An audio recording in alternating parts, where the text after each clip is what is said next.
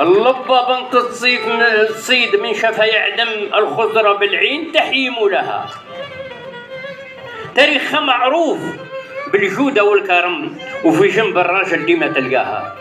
تحياتي للمرأة الجزائرية، تحياتي.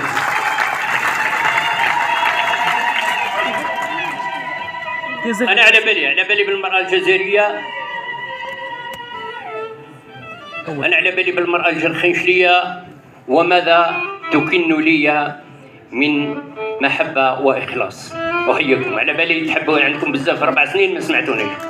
اسمعوا مقطع معليش هكذا.